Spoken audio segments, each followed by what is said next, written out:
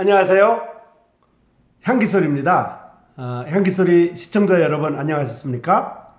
이 시간에는 아름다운 우리 집, 아름다운 영원한 집 두 번째 차시로 소제목은 거룩한 성입니다. 지난 시간에 이어서 하늘의 도성, 하늘 본향, 아름다운 우리 집, 하늘집에 관해서 계속 말씀드리겠습니다. 모든 그리스도인은 천성의 시민이라고 합니다. 실제로 천성의 하늘의 도성의 시민들입니다. 이 도시는 지금까지 지상에 존재했던 그 어떤 도시보다도 황홀하고 아름다운 곳입니다. 그 길은 금으로 빛나고 있으며 보석으로 장식된 벽과 바닥은 여러 색깔의 분산으로 빛을 냅니다. 그 도시에는 어떠한 악도 존재하지 않으며 그 안에 있는 것은 어떤 것이라도 쇠퇴하거나 붕괴되지 않는다는 것을 우리는 들어서 알고 있습니다. 그곳에서는 먼지도 나지 않고 썩지 않고 쇠하지 않고 더럽혀지지 않습니다. 우리의 태양계가 불로 타서 없어지고 새하늘과 새 땅으로 대치되는 날이 올 것입니다. 사도 베드로는 이렇게 기록했습니다. 그러나 주님의 날이 도적같이 오리니 그날에는 하늘이 큰 소리로 떠나가고 체질이 뜨거운 불에 풀어지고 땅과 그 중에 있는 모든 일이 드러나리로다. 이렇게 베드로후서 3장 10절에 나와 있습니다. 이 예언에 의하면 우리의 우주는 큰 소리와 함께 산산이 부서져 버릴 것입니다. 그것은 매우 강력한 열에 의해서 화염 속에 폭발해 버릴 것이기 때문에 물질을 이루고 있던 원소들마저도 분해되어 버릴 것입니다. 이제 모든 원소와 원자들이 이제 소립자로 될 뿐만 아니라 그러한 소립자들까지도 다 분해되어 없어질 것입니다. 태양이나 달이나 혹성 그리고 멀리 있는 별들까지도 불길에 삼켜져 버릴 것이지만은 이것은 비극은 아닐 것입니다. 그것은 변화를 의미하는 것이며 붕괴를 의미하는 것이 아니라 변형을 의미하는 것입니다. 하나님의 말씀은 영광스러운 세계, 영광스러운 새 세계를 말하고 있기 때문입니다. 그 영광스러운 새 세계는 우리의 영원한 집, 그 우리의 영원한 집이 나타날 것이라고 선언했습니다. 사도 요한 사도는 환상 속에서 그것을 보았습니다. 또 내가 새 하늘과 새 땅을 보니 처음 하늘과 처음 땅이 없어졌고 바다도 다시 있지 않더라. 또 내가 봄에 거룩한 성 새 예루살렘이 하나님께로부터 하늘에서 내려오니 그 예비한 것이 신부가 남편을 위하여 단장한 것 같더라라고 계시록 21장 1절에서 2절까지 나와 있습니다. 그 새 예루살렘은 새로 생겨나게 될 거대한 혹성 위에 세워질 것입니다. 이 거룩한 성은 새하늘과 새 땅의 수도가 될 것입니다. 이것은 오늘날 아직까지도 팔레스타인에 있는 세상의 도시, 즉 예루살렘, 그리고 히브리서 12장의 하늘의 예루살렘, 이 두 가지와 구별하기 위해서 새 예루살렘이라고 불리워집니다. 이 하늘의 예루살렘과 새 예루살렘은 실제로는 같은 도시인데 구속사의 서로 다른 단계에서 보여졌기 때문에 명칭이 다른 것입니다. 이 공부를 해가면서 특히 세 가지 점을 주로 다루게 됩니다. 현재 그것의 위치, 다가올 그리스도의 천년 통치 동안의 그것의 자리, 그리고 거대한 혹성 위에 자리 잡았을 때 그것의 외적인 모양, 이렇게 해서 공부할 것입니다. 먼저 그 천성, 하늘의 도성의 오늘날의 위치에 대해서 살펴보겠습니다. 성도의 영원한 집은 현재의 그것의 이름, 하늘의 예루살렘이죠. 히브리서 12장 22절입니다. 그 하늘의 예루살렘이라고 하는 성도들의 영원한 집, 여기에 대해서 이제 하늘의 예루살렘이라는 말에서 성도의 영원한 집이 암시되어 있듯이 지금 수도로서 하늘에 있습니다. 그러나 이것은 지금까지 자주 얘기되어진 하늘나라가 어디에 있어요? 라는 질문을 일도록 만듭니다. 어떤 사람은 그것이 북녘 하늘 어딘가에 있다고 생각하고 있습니다. 이런 입장을 지지하기 위하여 그들은 우주 공간에서 비어있는 것으로 보이는 유일한 장소, 북극성 지역의 지역, 이렇게 천문학자들이 발견했다고 이렇게 지적하고 있습니다. 그곳에서는 다른 어떤 별도 발견되지 않았다고 합니다. 오직 희미하게 빛나는 어떤 빛이 탐지되었을 뿐입니다. 그래서 그들은 이것이 바로 하늘나라의 위치가 분명하다고 생각합니다. 그들의 입장을 지지하는 성경적인 증거로서 그들은 시편 75편의 다음 부분을 지적하고 있습니다.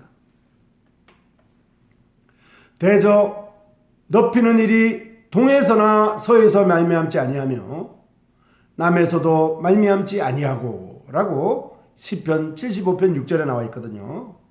그래서 높이는 일이 북쪽에서 일어난다는 것입니다. 그들은 만일 높이는 일이 동에서나 서에서나 남에서 말미암지 않는다면 그것은 오직 북쪽에서만 올 수 있다고 생각하는 것입니다.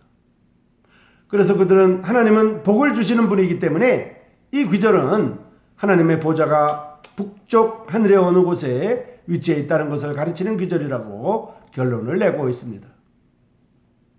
그 외에도 제단의 희생이 북방으로부터 오는 하나님의 영광의 빛이었다는 사실, 에스겔 1장 4절에 근거하는데요. 이 말씀도 근거로 제시하고 있습니다. 비록 우리는 하늘나라가 우주 공간에 멀리 떨어진 어떤 장소에 있다는 것을 확신은 못하지만 이러한 성경의 확인들은 하늘나라와 그 수도의 현재 위치에 관하여 어떤 힌트를 우리에게 준다고도 생각할 수가 있겠습니다. 어쨌든 이것은 우리에게 하늘나라의 실제성에 대한 의심을 가질 만한 이유를 주지는 않습니다. 어쩌면 그 위치는 우리가 생각하는 것보다도 더욱 지구에 가까울지도 모릅니다. 어떤 천문학자도 하늘나라의 증거를 발견하지 못했다고 말하는 불신자들의 진술 때문에 걱정할 필요는 없습니다. 우주의 광대한 부분들이 아직도 가장 강력한 망원경에 의해서도 면밀히 조사되지 못한 것이 사실이기 때문입니다. 현재 가장 큰 망원경인 제임스 웹 망원경, 허블 망원경, 제임스 웹 망원경은 아직 발사되지 않았지만은 허블 망원경은 이미 발사되어서 수많은 우주의 사진들을 찍어 오고 있습니다. 그러나 아직까지도 그 큰 우주 망원경으로조차도 찍지 못한 부분들이 찍은 부분들보다 훨씬 많기 때문입니다. 뿐만 아니라 단지 우리 눈에 보이지 않거나 현재 장비로 발견되지 않았다고 해서 어떤 것의 존재를 부인하는 것은 참으로 어리석은 일입니다. 우리는 모든 의심을 넘어서 하늘의 예루살렘이라고 불리우는 영광스러운 성이 실제함을 믿고 있습니다. 그리스도 안에서 죽은 과거의 성도들과 우리의 사랑하는 사람들이 그곳에 있으며 언젠가는 그들과 함께 우리도 있게 될 것을 믿고 있습니다. 아브라함은 비록 지상의 그의 목적지를 알지는 못했지만은 하나님의 부르심을 따라서 훌륭하게 세워진 도시 지역에 그 도시 지역에 그의 고향을 떠났습니다. 그럼에도 불구하고 그는 하나님의 경영하시고 지으실 터가 있는 성을 바랐기 때문에 방랑자로 살면서도 큰 믿음과 인내를 실행할 수가 있었습니다. 히브리서 11장 10절에 그 내용이 나와 있습니다. 아브라함 그리고 이삭 그리고 야곱은 약속된 땅을 결코 완전히 소유할 수 없었지만은 결코 실망하지도 않았습니다. 그들은 하늘의 도성이 그들을 기다리고 있음을 깨달았던 것입니다. 성경은 저희가 이제는 더 나은 본향을 사모하니 곧 하늘에 있는 것이라. 그러므로 하나님이 저희 하나님이라 일컬음을 받으심을 부끄러워하지 아니하시고 저희를 위하여 한 성을 예비하셨느니라 라고 히브리서 11장 16절에 나와 있습니다. 하나님에 의하여 계획되고 건축된 이 천성은 하늘의 도성은 히브리서 12장에 다시 언급되고 있는 것입니다. 그러나 너희가 이룬 곳은 시온산과 살아계신 하나님의 도성인 하늘의 예루살렘과 천만 천사와 이렇게 히브리서 12장 22절에 나와 있습니다. 아브라함이 기대했던 그리고 그리스도 안에서 죽은 모든 믿는 자들의 거처인 위대한 하나님의 도성이 하늘에 있습니다. 그 도성을 가진 천국이 어디에 있는지는 정확하게 알지는 못하지만 물리적으로 소망의 기대를 가지고 그것을 기다리고 있습니다. 이제 천년왕국 기간의 장소에 대해서 공부하겠습니다. 성경은 그리스도와 그의 영화롭게 된 성도들이 천년 동안 지구를 통치할 것이라고 지적하고 있습니다. 우리 주님께서 예루살렘으로부터 부활한 신자들과 더불어 통치하시는 것으로 묘사되어 있는 것입니다.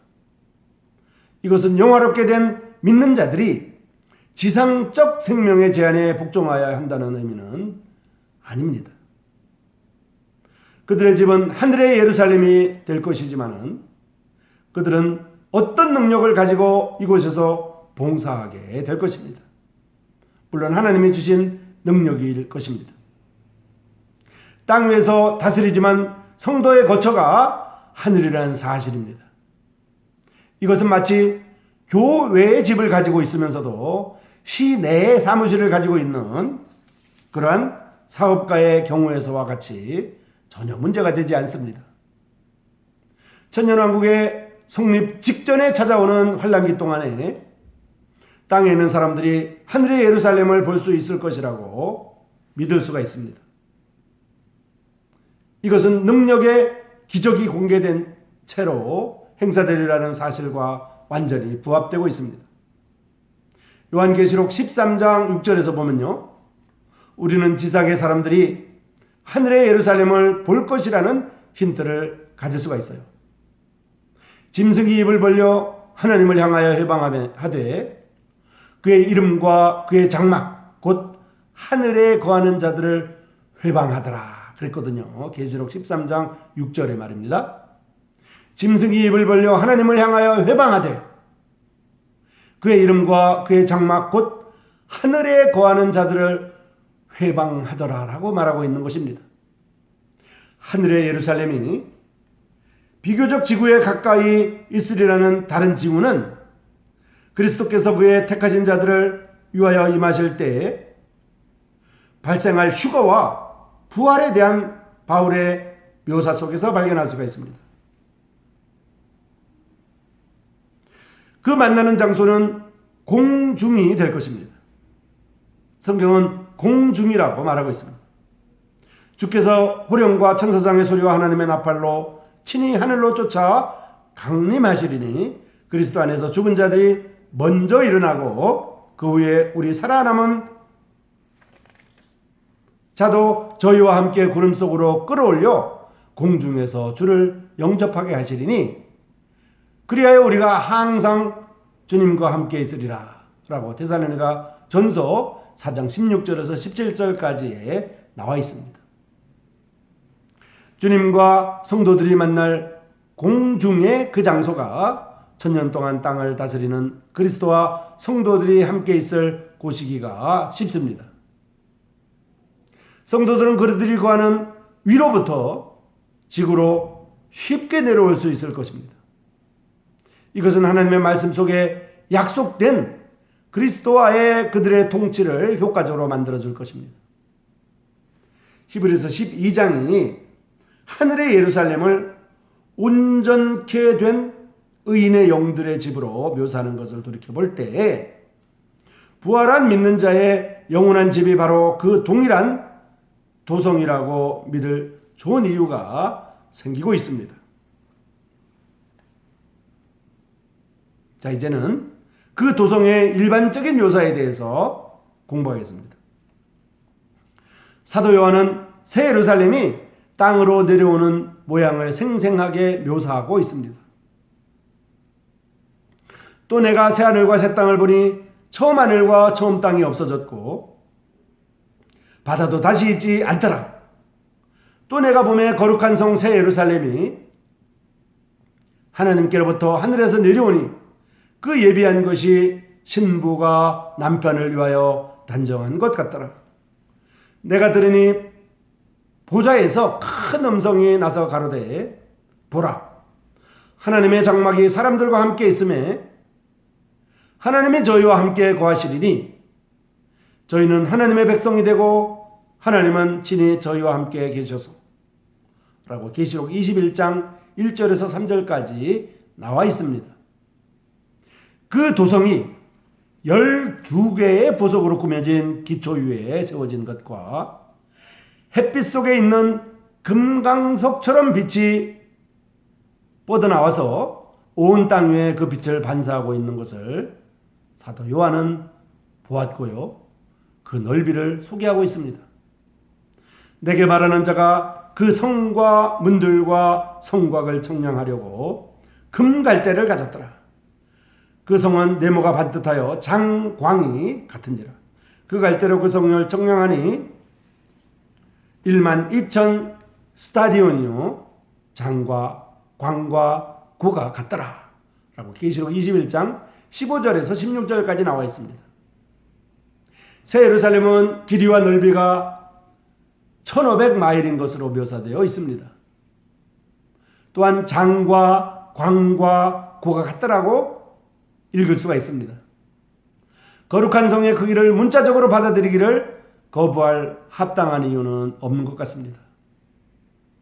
장과 광과 고가 같더라 하는 귀절이 그 도시가 실제로 길이와 넓이와 높이가 1500마일이라는 것을 의미한다고 생각해도 우리는 이 귀절이 완전한 정육면체를 묘사하는 것인지 아니면 높이가 1500마일인 피라밋을 묘사하는 것인지는 확신할 수는 없습니다만 그 도성이 정육면체이거나 피라밋이거나 아니면 평평한 정방향의 어떤 모양으로 존재한다고 생각할지라도 별다를 것은 없습니다.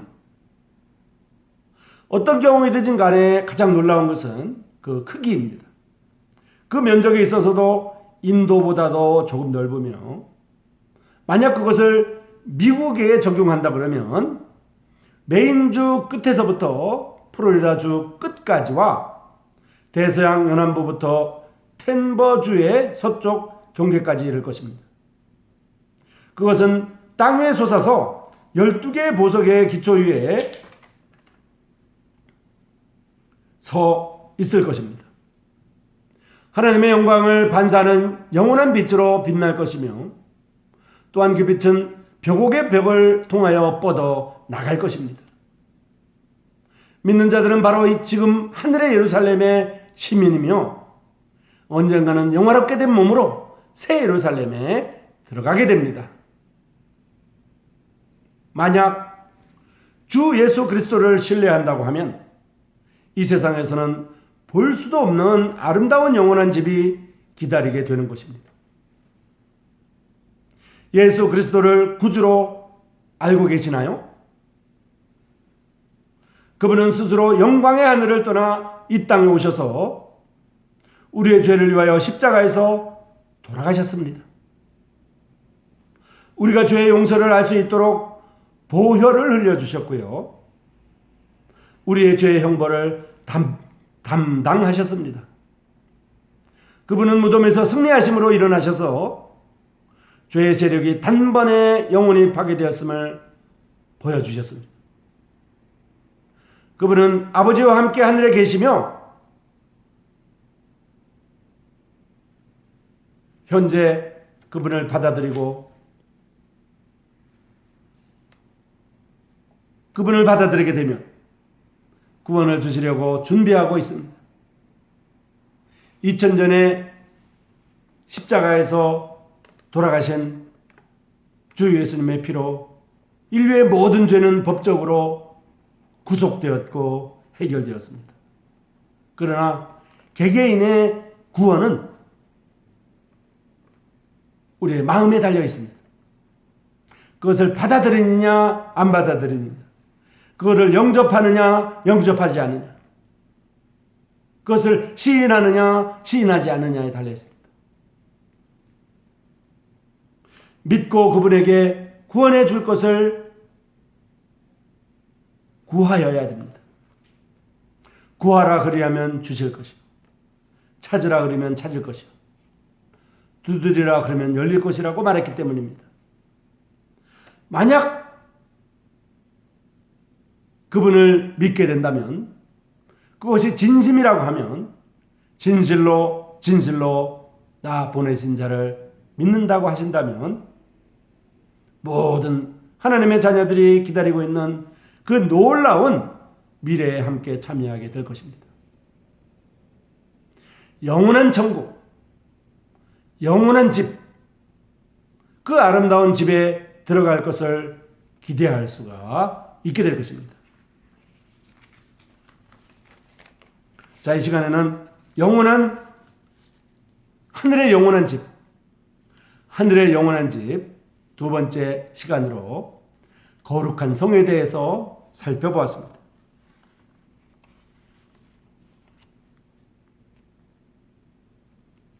그 거룩한 성의 오늘날의 위치, 그리고 천년왕국 때의 그 위치, 그리고 그 도성의 일반적인 묘사에 대해서 살펴보았습니다마는 그 도성은 성경에 분명히 기록하고 있습니다. 12보석이 있고 금으로 꾸며졌으며 각종 보석이 있습니다. 그러나 그곳에 12보석이 있고 금길이 있으며 각종 보석으로 꾸며졌다고 할지라도 그곳에 하나님 아버지께서 계시지 않는다고 하면 삭막할 것입니다. 그곳에 믿는 하나님의 가족들이 있지 않다고 하면 쓸쓸할 것입니다. 다만 쓸쓸한 보석 박물관에 불과할 것입니다. 우리가 고향으로 명절이 되면 다 갑니다. 추석이나 구정이 되면 그래서 명절이 되면 고향으로 갑니다. 그 고향에는 부모님들이 계시고요, 가족들이 계십니다. 그래서 반갑고 기쁘고 교제하고 즐겁습니다. 만약 고향에 부모님들이 계시지 않는다고 하면, 또 부모님들이 안 계시더라도 가족들이 없다고 하면 그 고향은 쓸쓸하고 적막하고 외로울 것입니다. 다만 장소일 뿐일 것입니다. 하나님의 도성, 하늘 예루살렘도 마찬가지입니다. 하늘의 아름다운 집에 하나님 아버지께서 계시지 아니하시고 믿는 하나님의 가족들이 계시지 않는다고 하면 쓸쓸하고 적막할 것입니다. 그러나 그곳에는 하나님께서 계십니다. 보좌 우편에 우리 주 예수 그리스도께서 계십니다. 이제 믿는 하나님의 가족들이 그곳에 있습니다. 참으로 진실로 믿는다고 하면 그곳에 가게 될 것입니다. 그러나 특정 종파가 아니라 특정한 이런 교회가 아니라 진실로 믿는 모든 그리스도인들 말입니다. 진실로 믿는 모든 참된 그리스도인. 진실로 너에게 이르노니 진실로 너에게 이르노니 내 말을 듣고 나 보내신 이를 믿는 자는 사망에서 생명으로 옮겼고, 이렇게 성경은 말하고 있습니다. 믿는 자는 영생을 가졌나니 이렇게 말하고 있습니다. 이를 위해서 주 예수 그리스도께서 참빛으로 이 세상에 오셨고 참빛으로 오신 주 예수 그리스도를 우리가 받아들이는 것입니다. 여러분 고맙습니다.